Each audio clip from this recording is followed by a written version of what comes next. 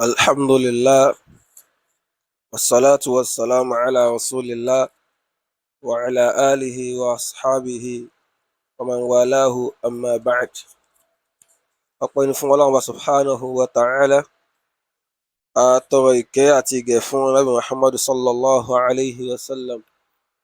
Ìkẹ́ àti Ọlọ́run tí a tọrọ kí wọn lórí Ànábì nìkan, kí bá àwọn ará ilé rẹ̀ àti àwọn sàhábà rẹ̀ àti àwọn tó máa ń tọ ojú Ànábì Muhammad sallallahu alayhi wa sallam títí ọjọ́ ìgbéǹde qiyamah.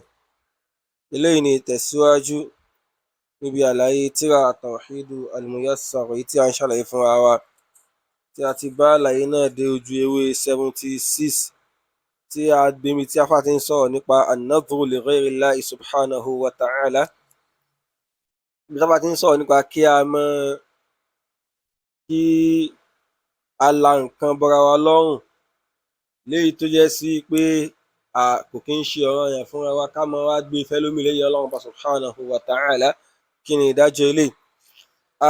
Àfáà ní ta'rifuhu lughatan, tó wá ní pé an-nadhru òun náà ni al-ilzam, òun náà ni kéèyàn la nǹkan bọra rẹ̀ lọ́rùn, kéèyàn ṣe nǹkan dandan fẹ́mi ara rẹ̀. Shar'an, táwọn á sọ pé kí ni ìtumọ̀ rẹ̀ nínú sharia, kí ni ìtumọ̀ an-nadhru? Àfáàní ilzamul mukallafi nafsahu ta'atan ghayra lazimatin ta'dhiman lil mandhuri lah. Àfáàní ìtumọ̀ rẹ̀ òun náà ni ilzamul mukallafi nafsahu, òun náà ni kí ẹni tó yẹ sí pé ó ti jẹ́ ọ̀ranyàn fún kó máa ṣe ìjọsìn fọ́lọ́run ọba, kó la bọra rẹ̀ lọ́rùn ta'atan, ìjọsìn kan ghayra lazimatin, tó yẹ sí wípé ìjọsìn yìí kò í ṣe ọ̀ranyàn lórí rẹ̀ nípìnlẹ̀, ta'dhiman lil mandhuri lah, látàrí pé ó fi ń gbé títóbi fún ẹni tó ṣe kí nìyẹn fún ẹni tó la nǹkan bọra rẹ̀ lọ́rùn torí rẹ̀, àbí ẹni tó la nǹkan bọra rẹ̀ lọ́rùn lẹ̀ fún. Eléyìí ní ìtumọ̀ rẹ̀ òun náà ni kí èèyàn sọ pé lápèjúwe pé Ọlọ́run ọba, tó bá ṣe nǹkan báyìí fún mi, màá ṣe nǹkan báyìí fún ẹ nínú àwọn ìjọsìn. So eléyìí ni wọ́n ń pè ní an-nadhru, òun náà ni kéèyàn la nǹkan bọra rẹ̀ lọ́rùn. A rí i pé ẹni tó lóun fẹ́ ṣe nǹkan yìí, ajẹ́sí tó fi lè mú sọ pé tọ́lọ́run bá ṣe nǹkan kan fún òun, á ṣe nǹkan báyìí fọ́lọ́run ọba nínú àwọn ìjọsìn, ó ń túmọ̀ sí pé nǹkan tó fẹ́ ṣe yẹn kì í ṣe ọ̀ranyàn lé lórí tẹ́lẹ̀ náà ni. Torí ká ní pé ọ̀ranyàn lé lórí ni, kò ní sọ pé kò ní sọ condition tó wà fi ṣe nǹkan yẹn. Àfáà ní an-nadhru, wàá rí nadhru tá a rí kí ẹ la nǹkan bọra rẹ̀ lọ́rùn, tó pé yẹn fi pé wọ́n ní pé ibadatun lillah, ìjọsìn tá a máa ń ṣe fọ́lọ́run ọba subhanahu wa ta'ala nìkan ṣoṣo ni. I'lam, àfáà ní pé lọ́mọ anna an-nadhra ibadatun lillahi wahda, lọ́mọ wípé kéèyàn la nǹkan bọra rẹ̀ lọ́rùn, pé Ọlọ́run tó bá ṣe nǹkan báyìí fún mi, màá ṣe nǹkan báyìí. Pé wọ́n Ọlọ́run ọba tó bá ṣe oore ọmọ fún mi, wọ́n Ọlọ́run ọba màá kọ́ mọ́ṣáláṣí fáwọn èèyàn tó fi mọ́ jọ́sìn fún, lápèjúwe, àbáwọn bẹ́ẹ̀ bẹ́ẹ̀ lọ nínú nǹkan tí wọ́n lè mọ sọ ni. Àfáà ní pé i'lam, lọ́mọ pé tí wọ́n bá irú nǹkan bá nadhru, kéèyàn ṣe nǹkan báyìí, ibadatun lillah, ìjọsìn tá a máa ń ṣe fọ́lọ́run ọba subhanahu wa ta'ala ni o. La tusrafu li ghayri, tẹ́wọ̀n sì gbọ́dọ̀ ṣe é fún ẹlòmíì lẹ́yìn Ọlọ́run ọba subhanahu wa ta'ala. Àfáà ní pé man sarafaha li ghayrihi faqad ashraka shirkan akbar. Àfáà ní pé lọ́mọ ẹni tó bá ti wá lọ ṣe nǹkan yìí fẹ́lòmíì lẹ́yìn Ọlọ́run ọba subhanahu wa ta'ala, faqad ashraka shirkan akbar, irú ẹni báyìí ó ti ṣe ẹbọ tó tóbi. wa shirkul akbaru yukhriju minal millah. Wá rí ẹbọ láńlá rèé, ìmọ̀ ń múni kó nínú ìsìláàmù ni o.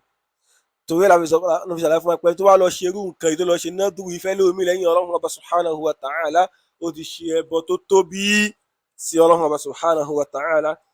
Qala Allahu ta'ala, Ọlọ́run ọba subhanahu wa ta'ala sọ pé wa yufuna bin nadhr. Ọlọ́run ní pé ẹ̀rí nínú àwọn àpẹẹrẹ àwọn mùsùlùmí gidi, àwọn mùmínì gidi, òun náà ni pé yufuna bin nadhr, wọ́n máa ń mú àdéhùn nǹkan tán bá ṣe sípá wọn á ṣe, wọ́n máa ń mú nǹkan tán bá là bọ́ra wọn lọ́rùn páwọn á ṣe, wọ́n á rí páwọn ṣe. Eléyìí nínú àwọn àpẹẹrẹ àwọn mùsùlùmí gidi ní bọ́lá wa ṣe ròyìn wọn.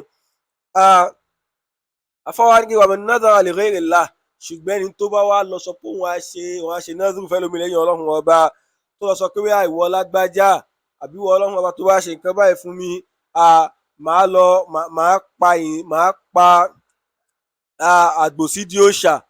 Àfáà ní pé irú nadhru báyìí fala yajuzu lahul wafa'u bih, irú nadhru báyìí o èèyàn ò kí ń ṣe kí nìyẹn o, èèyàn ò kí ń pe ẹni tó bá lóhùn á ṣe nadhru fẹ́lómi fún nǹkan míì lẹ́yìn ọlọ́run ọba. Irú nadhru báyìí kì í sọ pé àmúti ní màá ṣe àfi kì í ṣe èèyàn kì í ṣe o torí pé ẹbọ ni. Àfáwá ní mata yakunu nadhru shirkan, ìgbà wo ni nadhru á máa jẹ́ ẹbọ. Àfáwá ní pé idha alzama al-insanu nafsahu shay'an li ghayri Allah, òun náà nígbà tí ọmọ ẹ̀dẹ́ ènìyàn tó bá làbọ̀ rẹ̀ lọ́rùn kankan nínú àwọn nǹkan tó wá làbọ̀ rẹ̀ pé òun á ṣe fẹ́lómi lẹ́yìn ọlọ́run ọba, ta'dhiman, lẹ́yìn tó yẹ kó fi ń gbé ẹnìyẹn tóbi, wa taqarruban, tó sì fi ń ṣe kí ni, ó sì fi ń ṣe àtẹ̀gùn sọ́dọ̀ ẹnìyẹn, fi ń wá àsúnmọ́ ẹnìyẹn.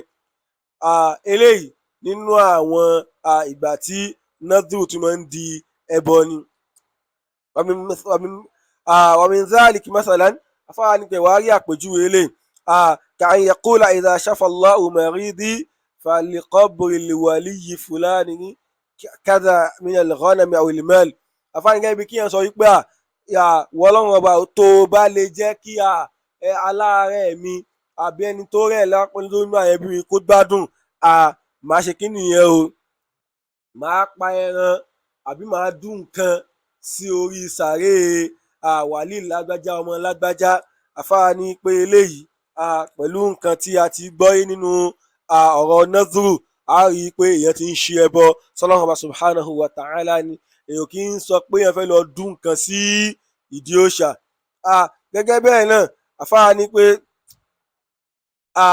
gẹ́gẹ́ bí kí wọ́n sọ pé ǹjẹ́ ni maulud, kí wọ́n sọ pé ìwọ ọlọ́run ọba tó bá ṣe kí nìyẹn o, tó bá fún mi ní ọmọ o, fasa azbahu lil waliyyi fulani inda qabri, máa yẹ kí nìyẹn o,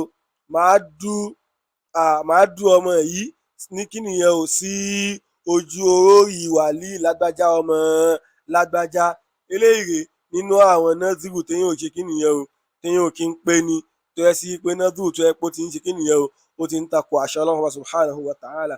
Gẹ́gẹ́ bẹ́ẹ̀ náà, li fulani al-wali aw li jinni alayya nadhrun an asbah thalatha daba'i, àbí kí wọ́n ní pé mo labọ́ra mi lọ́rùn pé mo fẹ́ kí nìyẹn o, mo fẹ́ kí nìyẹn o, mo fẹ́ pa nǹkan àbí mo fẹ́ dún nǹkan, mo fẹ́ pa àwọn nǹkan bíi mẹ́ta sí ojú fún wàlíyì kan ni àbí fálìjànnú kan ni.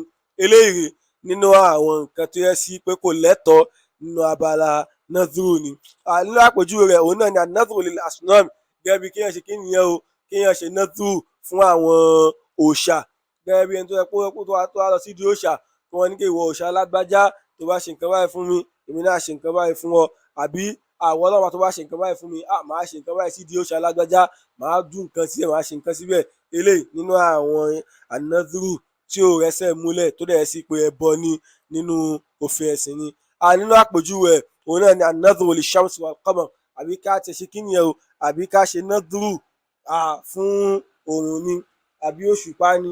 Nínú àwọn nǹkan tó yẹ sí pé ó bọ́ sí abẹ́ nadhru tó yẹ sí pé ìmọ̀ ń tini lọ sídìí ẹbọ ni, tó sì yẹ ká gbìyànjú láti ṣọ́ ara kúrò níbẹ̀.